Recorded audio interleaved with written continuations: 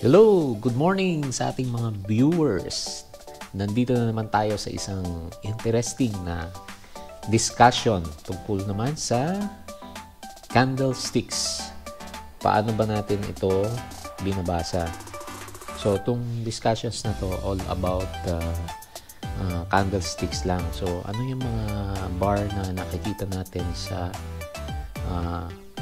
PSEI pag nag-view tayo ng mga charts. So, paano natin interpret itong mga candles na to? So, yun ang topic natin sa araw na to. Okay guys, so start na tayo. So, ito ang ating vlog number 9. Okay, so candlesticks, paano natin basahin to? Ayun! Pero bago natin pag-aralan, please click that subscribe button para ganadong-ganado tayo sa ating mga videos. Okay? So, ipapakita natin yung dalawang pinakasimpleng type ng candlesticks. So, guys, ito yung pinaka-common na candlesticks na ginagamit natin. Ang tawag dito ay Japanese candlesticks. Bakit? Kasi si Mr. Morihisa Huma ang nakadiscover nito at nagpaumpisa sa Japan. Okay? So, itong green na candlestick na to, bakit nga pala candlestick? Kasi para siyang kandila, di ba? Yung hugis niya ay parang kandila. Kailang meron siyang mga extra na dulo-dulo. Okay? Itong green na candlestick na to, so sa notion natin sa pinaka-common, halimbawa sa Pilipinas, pag green yung candle, ang ibig sabihin ay bullish candle siya. So sa araw, by the way guys, ang isang candlesticks pwedeng mag-represent ng price movement sa isang araw. So depende kung anong time frame mo siya titignan, pero normally ang candlestick ay nagre-represent ng price movement sa isang araw. Okay? So, ang tawag dito, pag green ay bullish candle. Meron namang isang klase, pag yung opposite naman yung nangyari, halimbawa, nag-start siya ng price, tapos nag-close siya ng mababa doon sa starting, ang tawag dyan ay bearish candle. Okay? So, gaya ng sinabi ko, itong green candle ay isang bullish candle. So, nag-uumpisa ito sa, halimbawa, nag-start ka sa price, any price, nag-umpisa ka. Tapos, during the day na nagkakaroon ng stock trading, so, umaakyat, bumababa yung presyo. So, sa sample na to, itong side na to yung pinaka lowest price niya, pero bumalik siya ng bandang hapon or something. Then ito naman yung pinaka high point niya, tapos nung nag-close na, dito na siya pumunta. Kaya nagkaroon siya ng green candle kasi nag-start siya dito, nag-close siya ng mas mataas. Okay guys, so ito naman yung bearish candle natin. So, opposite nung bullish candle natin, nag-start siya sa isang price, so any price yan. Pero nag-close naman siya dun sa baba ng starting price. So, isa siyang magandang visual indicator ng price movement sa isang araw. Next. So, ito naman yung mga parts ng candlestick natin. So, ang tawag dun sa solid na area ng start hanggang sa close, pinaka-closing niya ay yun yung body ng candle. Tapos, wick naman yung tawag dun sa mga representation ng lowest price, then nung highest price. Okay? So, i-animate natin ng konti para mag-gets natin kung paano nabubuo yung body sa ka-wick. Okay? So, okay. Ito ay sample lang guys. So, ipapakita ko lang kung paano siya gumagalaw. So, halimbawa sa bullish candle, paano siya natatapos? halimbawa nag-start yung price mo dito sa level na to. So, imagine nyo na lang muna, wala muna yung wick niya. So, na-perform yan during the movement ng candle. So, during the day, so, umaakyat, tumataas yung price ng isang stock. So, gumagalaw yan. So, one time of the day, naabot niya yung pinaka-peak niya. Then, another time of the day, na-meet naman niya yung pinaka-lowest point niya. Okay? Then, pag nag-close na siya, at mas mataas siya dun sa starting price, green yung lalabas na candle. So, doon nabubuo yung bullish candle.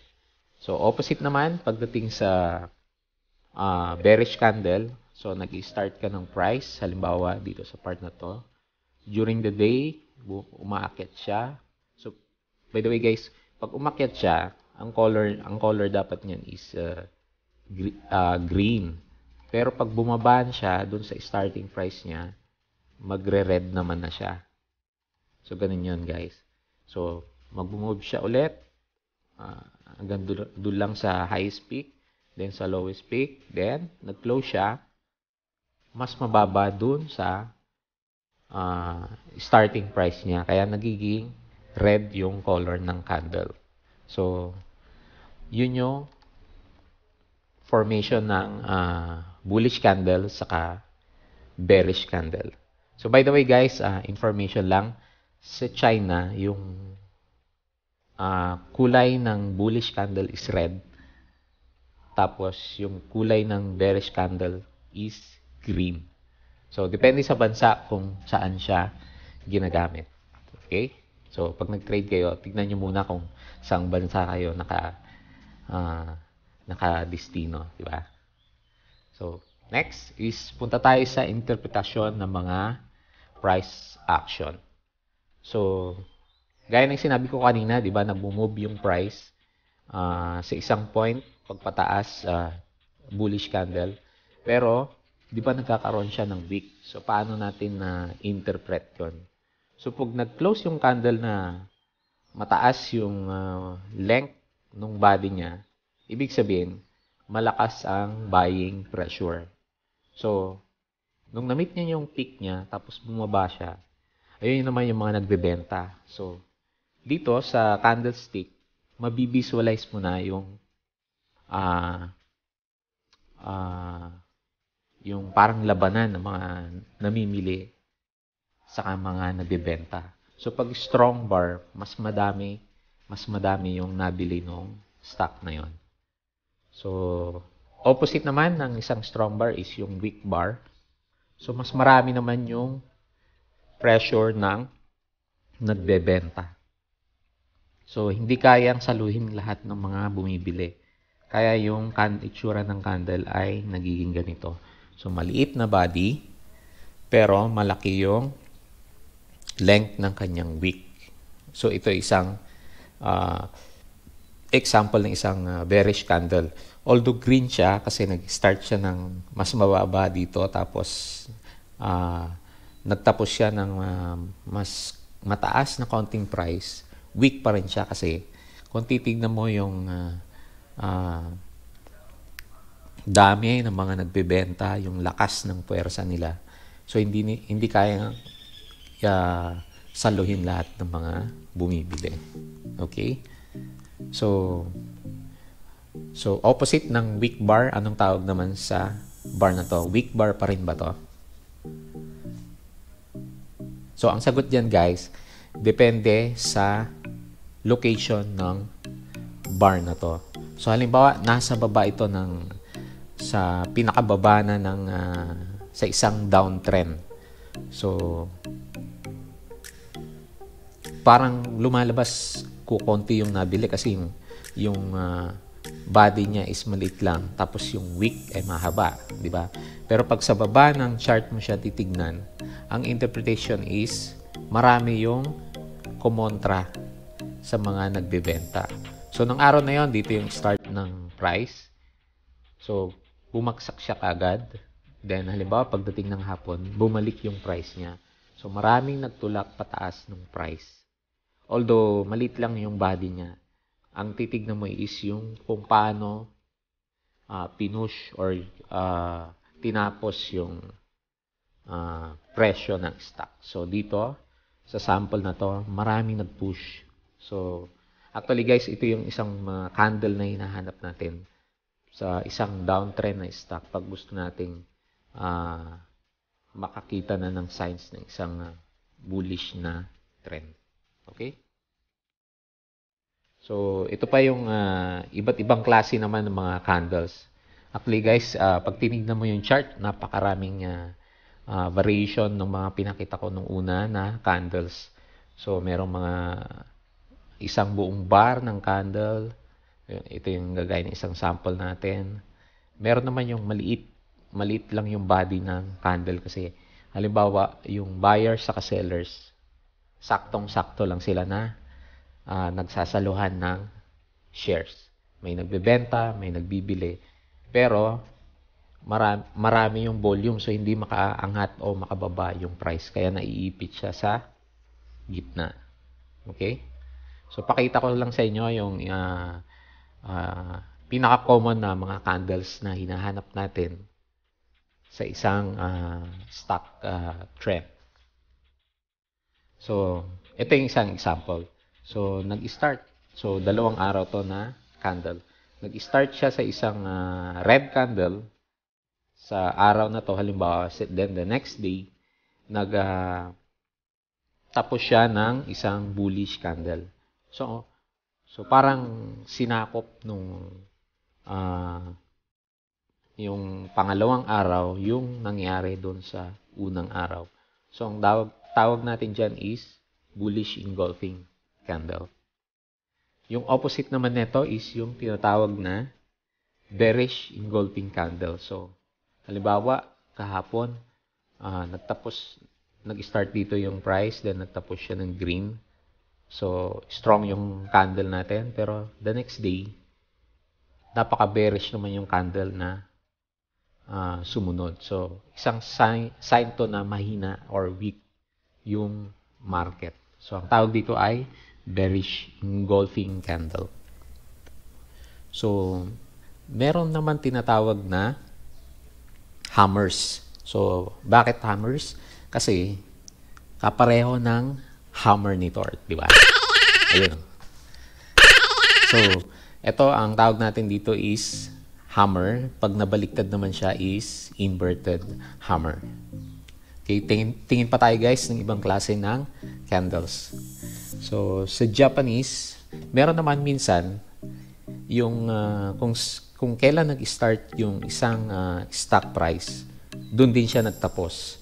So, walang nangyari doon sa price, pero nagkaroon siya ng mga weeks. Ito, yung mga tail niya. So, start dito, bumaba, pagdating ng hapon, bumalik din doon sa original price niya. Di ba? So, ito isang inverted, ang tawag dito is inverted doji. So, meron din naman parang lumalabas yung parang cross siya. So, nag-start dito, umakyat ng umaga, pumagsak ng hapon, then nag-close na naman siya sa same price. So, pwede ring variation niya is maliit lang yung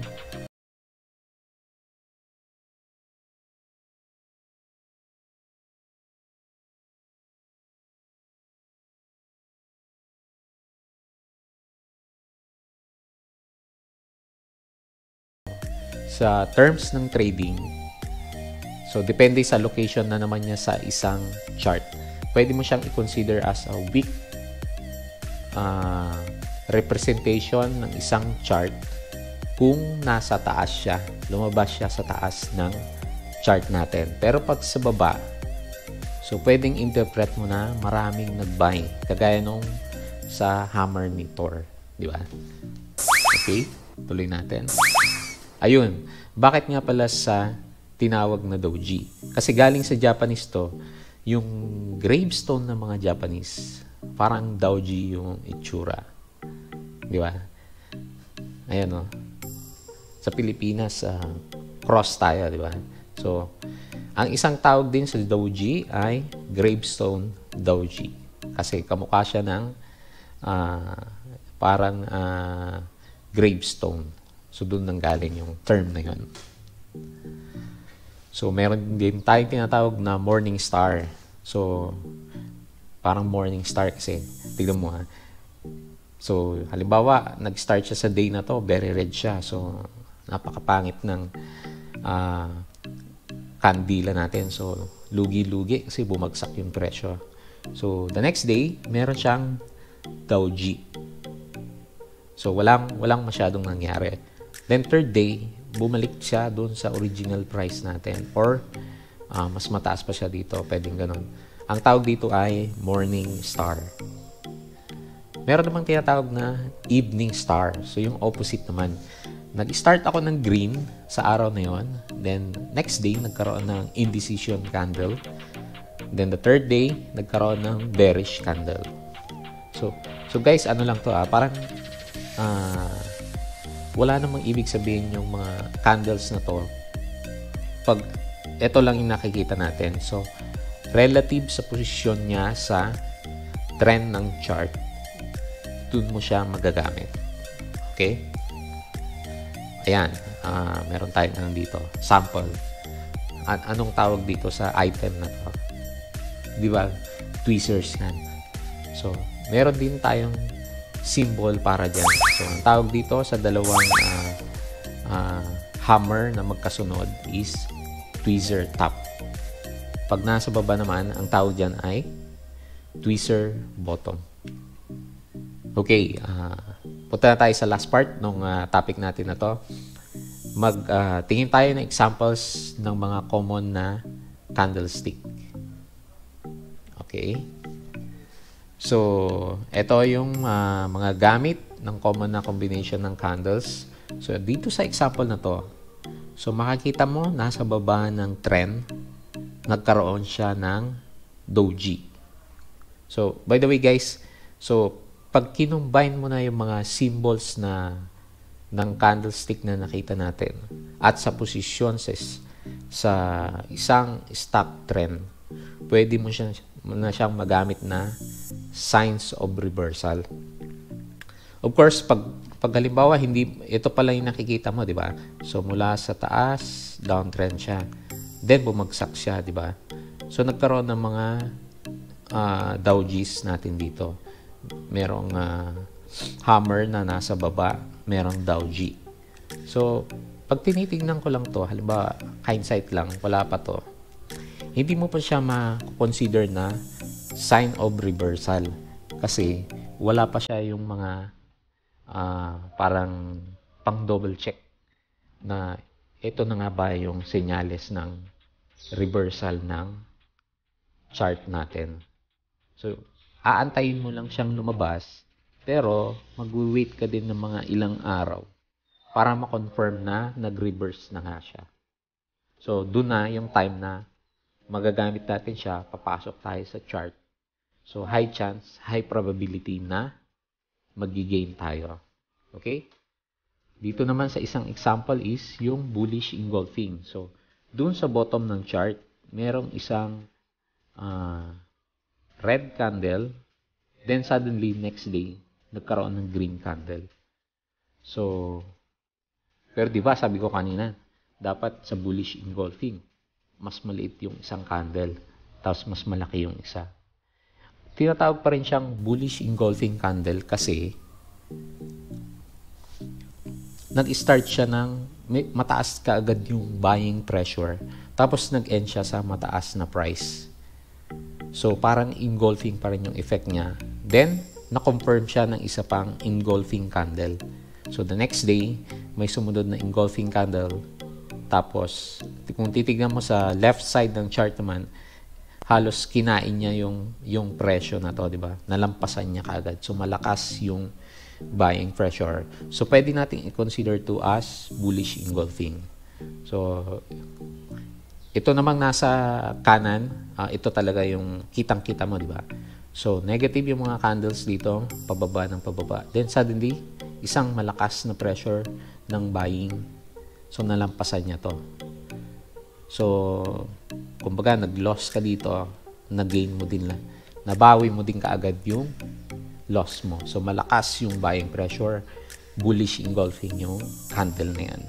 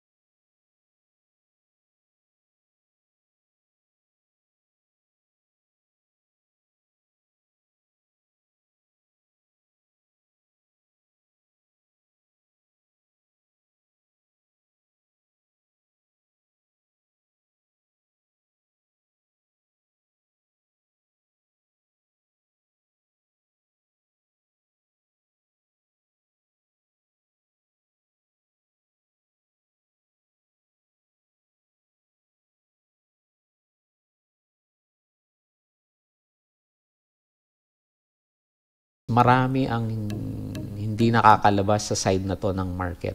Nung umakyat siya, nagbentahan na sila.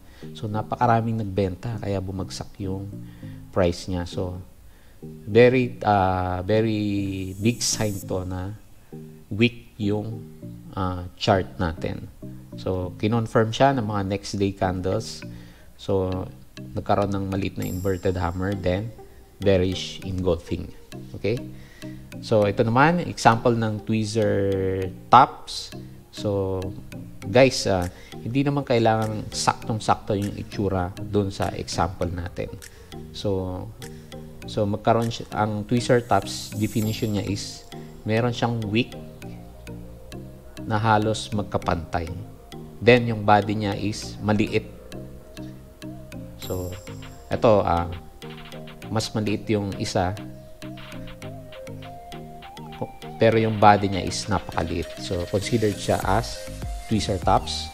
So, ilang beses nagkaroon ng tweezer tops, tapos bumagsak na yung price. Okay guys, that's the last page for this topic. So, meron pa kayong nakuha sa discussion na to? Okay, kung sa tingin nyo informative tong video na to, pa-click na lang ng subscribe. So, meron pa tayong part 2 ng candlesticks. I-check nyo lang. Okay? Thank you and God bless.